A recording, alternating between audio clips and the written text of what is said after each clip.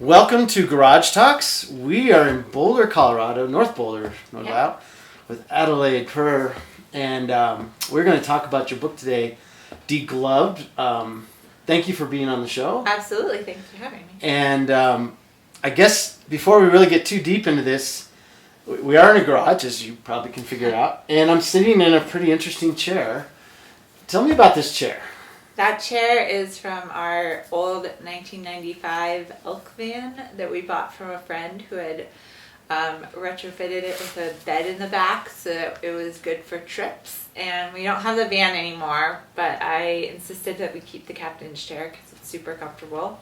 We bought the van after my crash and it made it on several trips with us. Pretty emotional trips. I mean, like, these were trips that you talked about in your book, and That's true. And your first pro experience, your first back to racing. Mm-hmm. I mean, you really carried a lot of emotion in that van, I'm guessing. Yeah, it did. That's true. I think there was a lot of emotion and a lot of recovery that happened. A lot of healing, I suspect. Nothing like a long drive to think about what's going on in the world. Yep. So, I know you were on, last night you were on a Facebook Live to talk about your book. How's it been going with just promoting your book, and how do you like that? So initially it came out and people had the opportunity to buy it, but nobody had really read it.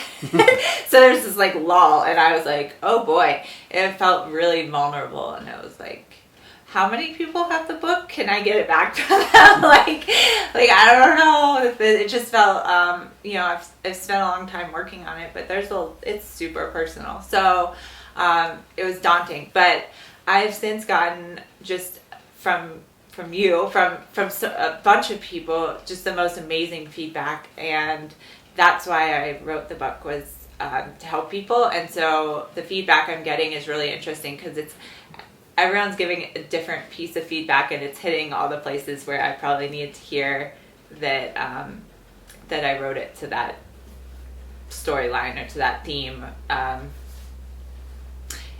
So I'm very excited. It's serving its purpose. It's already helped people in a way that I'm thrilled about, and that was the intent. So. Well, how do you find it helping people? Is there a general way it's helping, or is it everybody helping differently?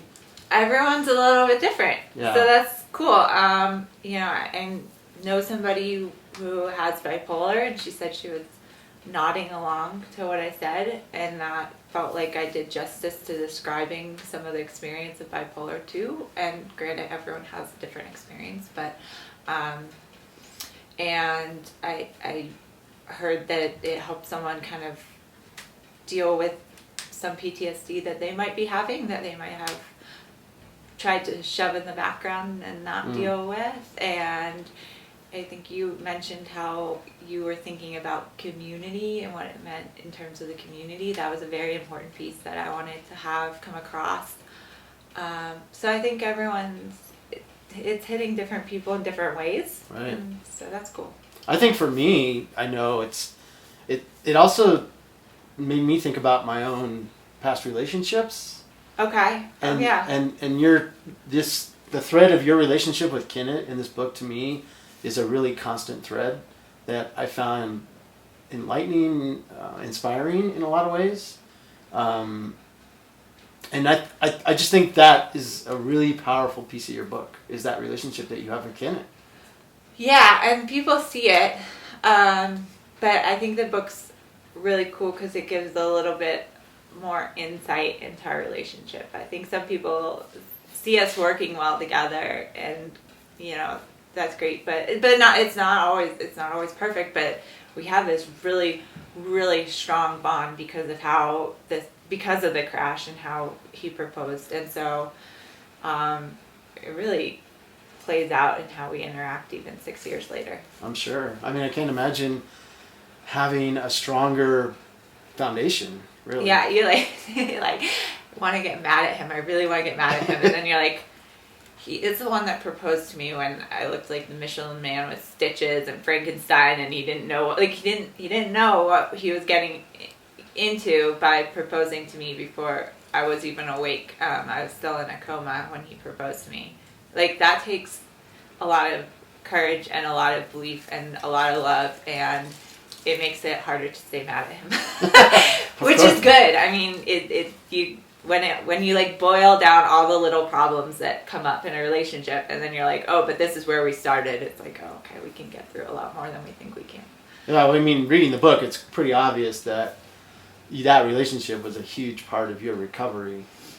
My sister in the hospital told me, she said, I'm so thankful Kennett proposed to you, because I just couldn't imagine you like being back out in the dating world and having a scar on your face, or like having to like deal with that in terms of dating. And it is interesting. Like I'm fine with the scar on my face, but I also have somebody who I go home to every night. I don't have to like go in and do like a blind date where I'm like, what does this person think of my scar? So my confidence in my like change in facial appearance is probably a lot easier among so many other things. But just that was a huge thing for him to propose.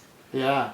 Well, let's talk about that a second. So, we all have things in our lives that we might have wished we didn't do, or a decision we didn't love, or baggage, if you will. But we can hide that, right? You don't have that ability to hide this incident, if you will. Talk about, does the scar own you, or do you own the scar? Oh, 100%. I own the scar. But in a good way, or in a good way, because I could go through more surgery. I could do, there's laser surgery, which would reduce the scarring, and I think if I really wanted to, I could minimize the scarring so that no one else could see it from like the outside. Like I actually have scars here. I have scars here. I have scars here. They're not as noticeable because they're not as big. And I have scars on my stomach. So, but I don't want to because I'm still gonna know it exists. Like, it doesn't really change the situation for me. And if anything, it makes it more traumatic to go through additional surgeries. Right. But I don't mind the scar. I don't know. It's a story. It's a story. It doesn't. It either can define you or not define you. Yeah. How do you feel it defined you?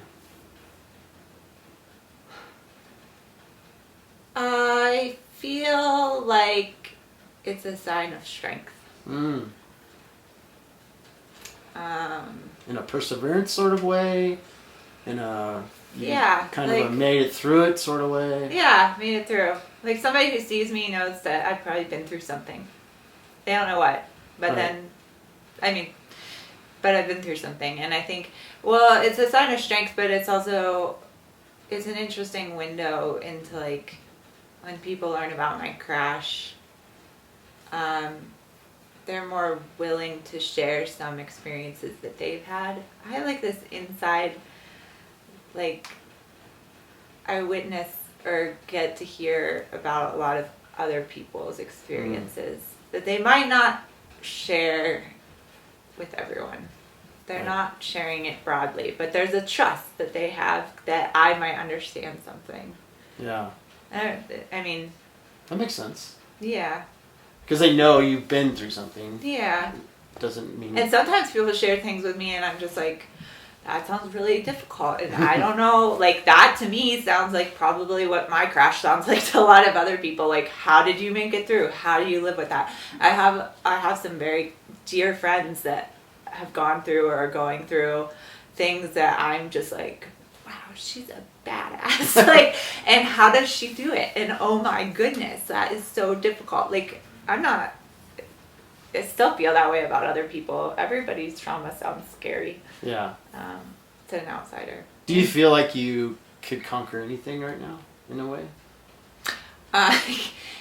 Kennett, like, will be like, how are you complaining about a fingernail? Or how are you complaining about, like, I'll complain about the silliest things, and he'll be like, why are you complaining that you stubbed your toe? You've been through so much worse. I think I'm more resilient. I have a little bit more trust in myself, but no, I don't think I could conquer anything. Huh. I thought I have a trust that if something came up, I would rise to the occasion, whereas I don't know if I would have thought that before. But it's still done. Like, there's still tons. You could throw out scenario after scenario, and I would just cringe and be like, I don't think I could do that. Yeah. I thought the vanity part of your book was interesting, that you mentioned it in many different times, your hair and Oh God, yeah. getting your nails done, and you sat in the bathtub a lot. Yeah. That seems to be your place of comfort. I But love baths. was the vanity? Have you still probably haven't totally let go of it, but maybe you have. I don't know. Has it changed your outlook of yourself in a positive way? Some of that is just separate of the crash. I mean, do you worry about your hair less, or do you worry about? Because in a lot of ways, I've never worried about stuff like that. Yeah. So I went into a military academy and went from that to going into athletics, and like I talk about how my hair's not blow dried right now. I was thinking about that actually. But I hate blow drying my hair. I hate doing my hair. Mm-hmm. And that was actually like a big problem I talked about in the Coast Guard. Like that was an issue in the Coast Guard. But I do need things to be balanced. Like I don't need my hair to look good. I need it to be cut well. and I think just there's like this coming from the military and then going into sports and such. Those are very masculine things to do, and so I've actually had to like come to terms and like own a little bit more of my feminine side, and I think it's important. I think a lot of female athletes kind of ignore that. Maybe less so now, but I don't know, I guess I've always kind of like repressed that feminine side of myself, and so, but like thinking as I go about that question, that's a hard one. Because in some ways, you're right, I do talk about it a lot. Yeah, you mentioned the balance of your hair. The balance of my hair, yeah, was super important. Nuts, right? But I talked to some woman when I was working at the swim shop, and she had shaved her head, I think intentionally. I think she just wanted to. I don't think it was out of any health concerns. And she said she felt more powerful with a shaved head, and it like gave her appreciation of like just how like your hair really has an impact on how you behave. I don't know how to describe it, but like she was like, I get shaved men who feel powerful, and I was like, okay. It was just interesting. Well, it's just interesting. Like you wanted to get out of bed so much, and you were walking, and you were just like, and you didn't want to look at yourself in the mirror at all, like understandably, of course, and you kind of did by accident. Yeah. Right, and then that had to be really. Describe that moment, maybe a little more than you did in the book. Do you remember that really well?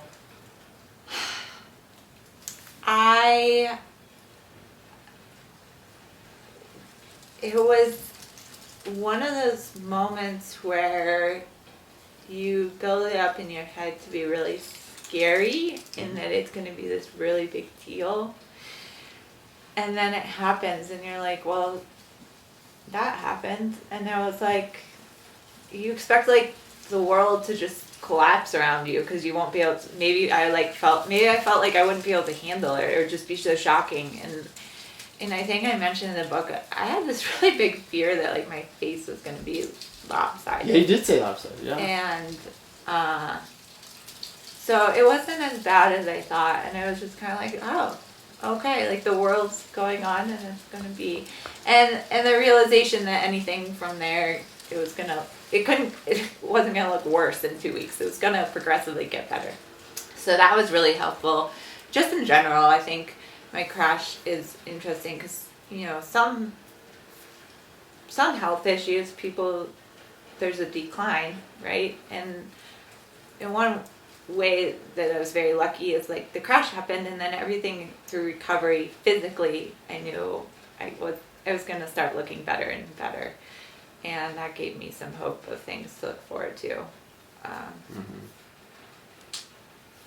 I was amazed at your persistence and your advocacy for your own care and how you were pretty demanding on the doctors, Dr. Carter, right? Yeah. And not really taking no for an answer, and yet you have to comply a little bit. And that was a really interesting balance, right?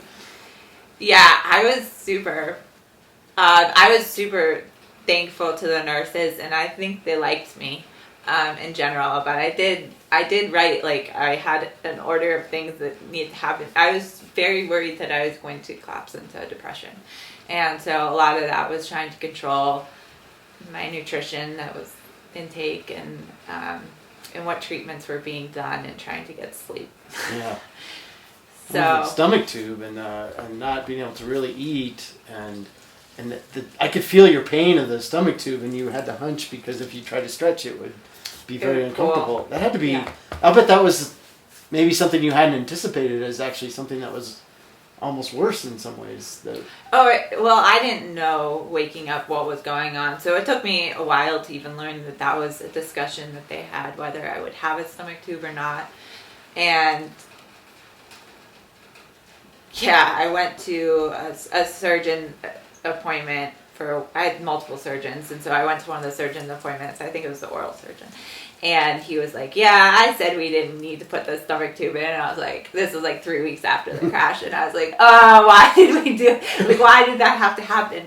But at the same time, they were looking out for me. They were doing what they thought was best at the time, and that was what they had to do. But yeah, it was super painful. And once I was out, I was off pain meds pretty much. So that was a lot of the pain that was coming from my stomach tube. But you gotta realize that, like, those are the people that know what they're doing, and they're doing the best they can. You can't be like, why'd you do that? Like, right. You saved my life. You can't. That's ultimately, you just have to put all your... But that was a big milestone when you were able to take that tube out. Yeah. I mean, it seemed like that really changed things for you. It did. It made it a lot easier. I don't think this is in the book. I had a stitch so the stomach tube was like, the stomach tube was off center of my, like, belly button, but then I had staples where along my stomach, where they had to, like, open it up to put the stomach tube in. I don't know how it all worked, but there were staples and there was a stomach tube. So the stomach tube came out, and the staples, I think there must have been stitches with the staples. And so in, like, June the following year, I would be running, and it would feel like I got a bee sting from the inside of my stomach to the out. And it was this stitch that had never dissolved, and instead it had hardened.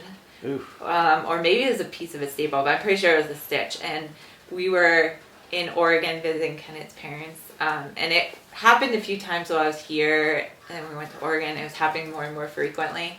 It was also that, like, double over in pain, because something's, whenever something hits your core, it's... Whew. And so Kennett did, like, a minor surgery on me with nail clippers to try, because it was very close to the surface to get it out. Oh, wow. Yeah, that was the last of that. When you walk by, and hopefully you might see somebody up here, maybe at a Monte Coffee, and they're reading your book, what goes through your mind? Like, what do you want to walk up and say, well, I got to tell you more, or do you feel like you put it all out in the book? What goes through your mind when you see somebody reading your book? Okay. So there's have you heard of Goodreads? No. This is like, I feel like I'm airing my dirty secrets. So there's this website called Goodreads, and it's awesome. It has, I just got into it since being an author. Like, you can track what books you're reading, and it's nice because you can have a list, and it's a whole community. It's like, the Facebook of people who read books. And there was somebody who I don't know who had it on their reading list and was reading it, and I was, like, tracking, and he must be an avid reader. Like, he uses Goodreads enough that he not only tracks, like, what books he's read, but he tracks his progress through the books. Oh, wow. And so this was, like, a week or two ago, and Strava for readers, huh? yeah. And so I was, like, tracking his progress. I was like, oh, he's, like, 20% through, and I was like, oh, he's 40% through, he's still reading it, that's great. Oh, that's And funny. so I, like, tracked it, because I was just like, I was just excited somebody was reading. Right? Yeah, I was like, so I don't know, if I saw somebody at Monte, I might just sit there and, like, watch them and see how many pages they got through. I'm sure, yes, there's more. For me, it's a conversation starter. Like, I don't just want to tell more about it, but I'm curious the feedback. I'm really curious to know what people's takeaways are, because I want it to be something that makes the books intended to make people think and just reflect. And I think books in general, I heard recently, like, books are a way that people gain empathy for other people. It's a way that we put ourselves in someone else's shoes. And so I'm just curious what people are learning and what their takeaway is. And I'm just as eager to ask questions. But I try not to be too pushy with people that are reading it and be like, well, what did you think? What did you...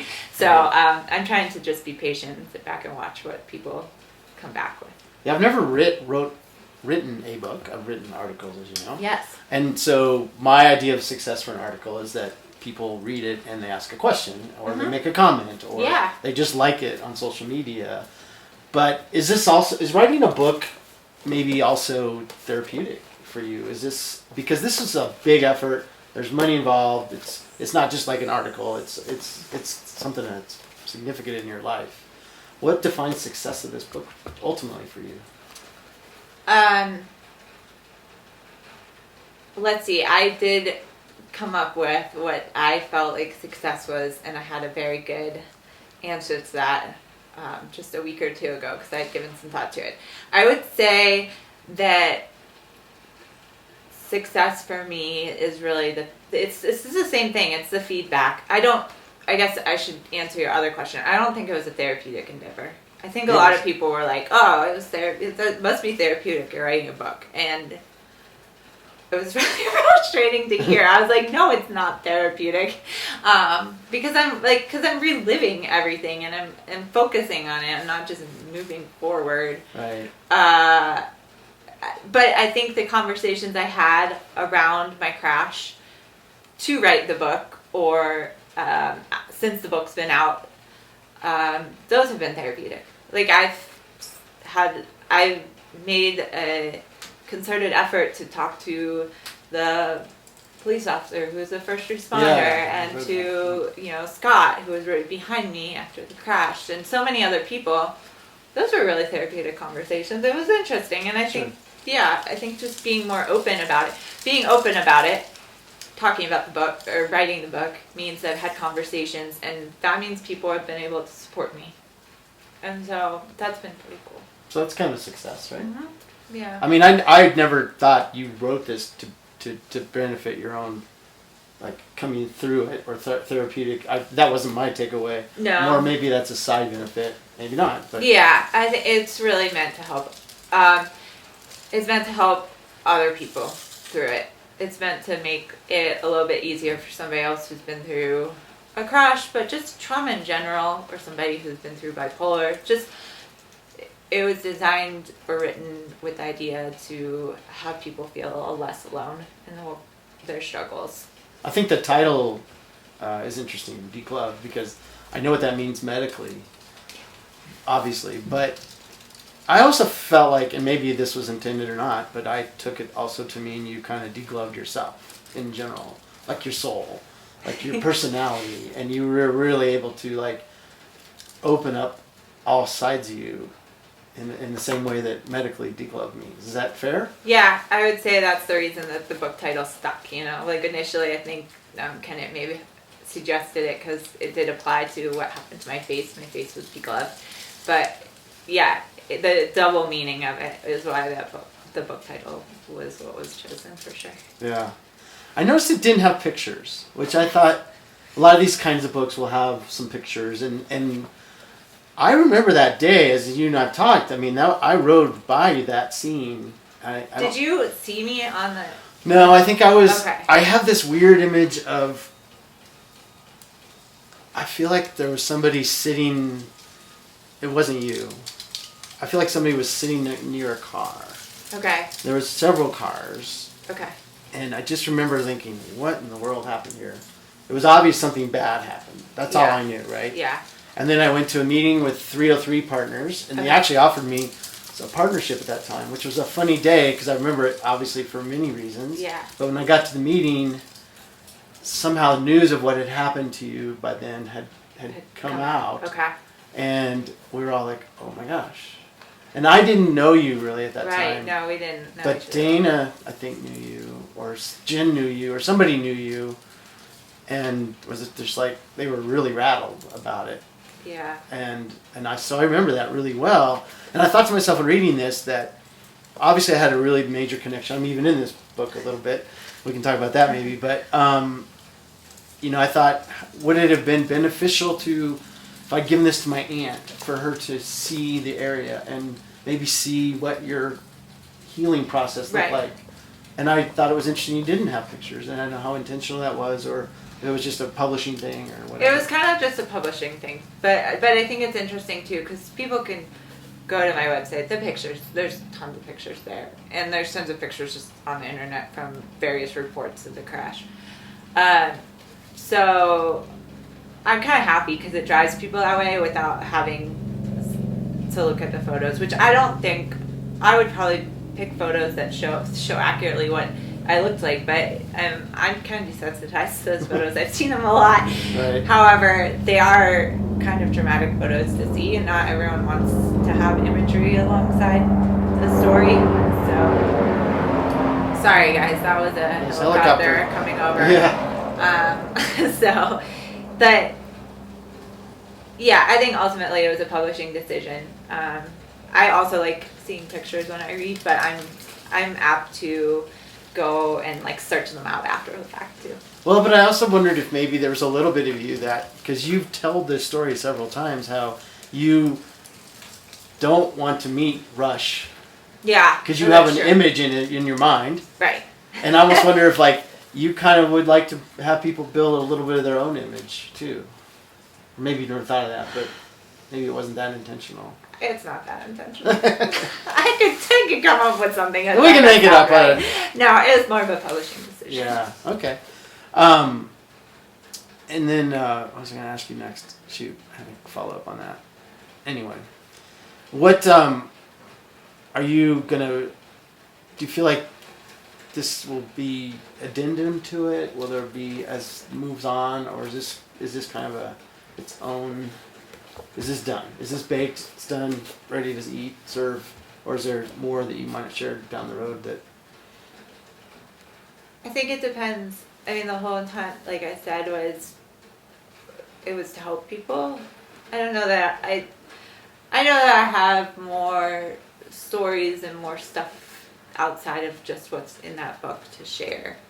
But ultimately what I share will, I think, be a reflection of what feedback I get and what people say, because the goal is still going to be to help people or to do more with cycling advocacy or mental health. And so I think I'm eager to see where the book goes, but I also need to be patient because people need to read it, they need to process it. Like you and I were going to have a conversation a while back, but you hadn't read the book, and like now that you've read the book, our conversation is significantly different than it probably would have been. So I think I just have to be patient with the process and see what people come back to me with.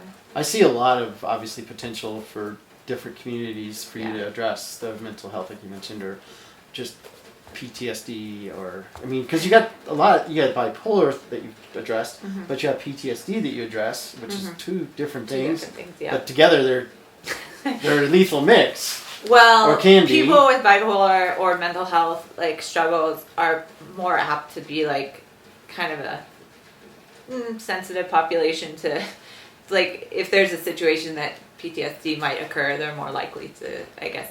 So I've heard. It makes sense that I would have PTSD because I already have bipolar, and so it kind of makes me more apt to also end up with PTSD given something traumatic. Whereas somebody who's maybe doesn't have mental health issues might not be quite as easily triggered by PTSD. Is how I've interpreted it. Well, let's shift gears just a little bit. So you've said already in this interview the word crash, which in my world and in your world, we've tried really hard to move away from the word accident. Yes. And that's how advocacy's changed in the last few years with that intention, whether it's yourself or a Trini or Megan Hotman or whoever in the community is really advocating. But talk about that you've almost had advocacy thrust upon you because of this crash in some ways. You don't have to take it on, of course. Right. You could be quiet. You could not do anything. You can just heal and move on.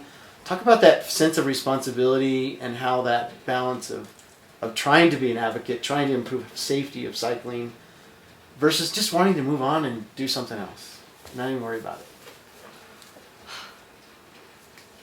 I think anyone that's known me long enough would know that I'm just not somebody who would sit quietly by. It's just not my nature to sit quietly by when I feel like I have a role I can play in something. It's interesting because I guess you weren't with... I don't know how much you were around with 303 when I did the Gebhardt Automotive Cycling Classic in 2014. I had always wanted to put on a race of some sort, but I was a runner more than anything. Like, I'd come from trail running and I had done some biking, but as I mentioned last night in the thing, I had a touring bike at the time until I met Kennett. And then Kennett bought me my first road bike, and I got into road riding, and this was the summer of 2013. And the fall of 2013, I had somebody that was willing to partner with me to put on a bike race. I had never done a bike race before. And but cyclists would be like, oh, I wish there were more road races. I wish, I was living with a cyclist. I heard it all the time. Like, I wish there was more, there should be more. There's too many crits. There's not enough road races, blah, blah, blah, blah. And I was like, all right, well, let's just do it. Let's put on a road race. Okay. And we did it, and it was ridiculous looking back on it. I didn't even do a bike race until after I was almost done planning the entire thing. So I had no clue what I was doing. And luckily I had Kennett and I did partner with someone else, but it was mostly on me. And I don't know, it was just let's make it happen. And it was February bike race that and we had 400 people, and it was just and then the conversation throughout that was well, women need more, a lot of conversations have been women in sports and how to make women cycling as popular as men cycling, and how to, and I think at that time, and I didn't do a good job following through with that, but it was oh, well, if we need to promote women in cycling more, why, fine, let's, and I think I had it in my head that I would do more of that, and then the crash happened, so I don't know, I followed through with that. But I guess, I think I have a belief that if anyone complains a lot, they also need to take action. So if I'm going to sit and complain about drivers, and I'm going to complain about this, if I'm going to complain about cycling in the way, cyclists are treated, I need to be part of the solution. I don't know if I am, but I'm a voice. I make myself loud. So you do have some feeling of responsibility to try to make changes and to try to... Yeah, but I think that's just me in general. Right. I don't think it's a specific choice I made around this. I think it's just how I operate. That's why, I totally get that. Anyway. And I know was probably a roundabout way to say it. For the listeners.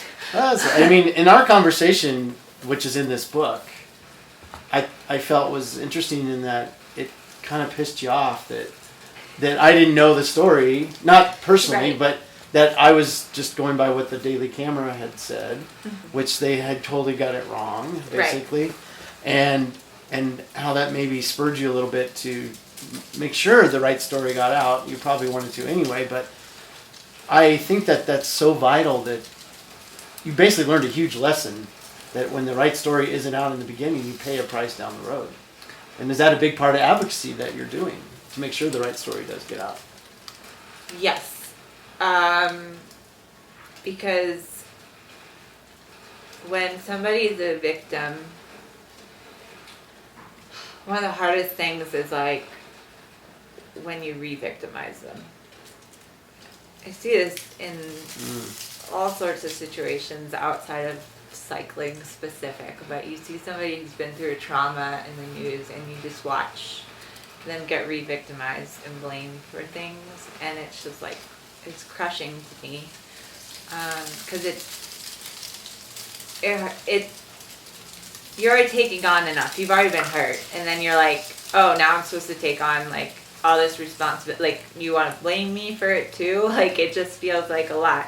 So you're right. It was not a personal, like I was not personally mad at you for not knowing the story, but Daily Camera had misreported it. And the reason they had misreported it was because they were trying to get it out on a timeline, which I'm sure you I'm totally aware of it. Yep. And they got information from a public affairs officer who was sitting 50 miles away, who had never been to the crash site, who didn't see what was going on. And I think that's just a failure. I watch cyclists attack other cyclists for stories that they've heard in the newspaper, and you're like, no, chances are that story's wrong. Right, because they didn't even ask you. Right. And that happened to Trini. Just fast forward 3 years later. The Michelle Walters story, which was the woman killed in the Ironman in 2016, 17. Yeah. Her story was misreported. Yeah. And that also makes me really mad when it's somebody who has... The victim also might be in a coma, might be dead, or otherwise unable to speak up for themselves. So it's somebody who doesn't initially have a voice, if ever. If they die, they don't have a voice in this anymore. And so it feels very important to speak up on other people's behalf. Well, talk about fast forward a few years, there's been numerous crashes. Yes. Andrew Grimstein, for instance. Others that are in the cycling space a little bit. Yeah. And how that impacted ultimately getting the vulnerable bill passed by the legislation, the vulnerable user or the vulnerable road users bill. Yeah. And how important is that to you, and what was your role in that? That was super important to me. That was a really big thing, because it definitely applied. Like, anybody that reads the book will understand how closely it applied to my crash. And the Vulnerable Road Users Bill, for those that don't know, was passed in May of 2019. And it means that in Colorado, if you hit a vulnerable road user and cause serious bodily injury, you'll get 12 points on your license instead of, I think it was 4. 12 points is enough to suspend your license. So it means that somebody may still be able to get a waiver to drive to work or whatever, but they have to go through the hoops to do that, and otherwise their license is suspended. That's super important because, for me, I was strictly a bike commuter going into the crash. We didn't own a car. We hadn't had the 1995 Elk van yet. Yeah. And so we didn't have any mode of transportation other than being on our bikes. And when I was hit, I lost that mode of transportation. Right. I lost it kind of forever because now I have PTSD, and there's days where I won't want to get on my bike, and I have to kind of honor that. So it really infuriated me that the driver got to keep his license. Yeah, you wrote about that. Yeah, that was a really, really hard thing. But I also just don't think it's a privilege to get to drive. Right. You hit somebody, I think that you need a timeout. Right? So at least, right? I don't know. Did that answer your question? Well, I think so. And where do you what's on your horizon in that type of, in the advocacy world, or is there anything on your horizon, or are you just letting this settle and this is your advocacy right now, is just talking about this? This is my advocacy. I think there's a lot in that book to process about what it means, and I think just somebody having a story. There's so many people that I met after the crash, right after the crash in particular, be it nurses or friends that were my phone's in the back seat, or I just, before I back out of my driveway, because I'm coming in and treating you in the hospital, I am looking twice before I back out of my driveway. Just knowing me, people are a little bit more cautious. Right. Less so now, because most people people I've met in the 6 years since maybe don't know the whole story. And so I don't get that same reaction from people now, but I think the book is an important way to kind of get that reaction again. And so one by one, right? One by one. I like it. Yeah. I like it. Well, let's just wrap up, I guess, but I want to thank you for doing this, but I also want to thank you for writing this. I want to thank you for giving me an opportunity to talk with you. And honestly, gave me impetus to start a book club. if you will. Yay! So this is our first 303 book of the month. Yeah. And we put it in our newsletter this week, and I'd like to, I'll of course publish this video, maybe write an article, then we can kind of give it some life, and then we'll choose another book next month. But I feel like, and I want to try to find books from people like yourself that are local, so that maybe the community then takes an opportunity to say, yeah, I want to learn more about this person and this story. Yeah. And I feel like that's a way that we can help build the communities and make it stronger. So thank you. Yeah, the community piece is super important. We all, recovery, it doesn't happen by oneself. The community is a huge support, and I think that's really cool that you want to kind of keep growing that community in that way. That's what we're all about. Yeah, I guess. I know. Well, good. Thank you so much. Yeah, no problem. Thank you, 303.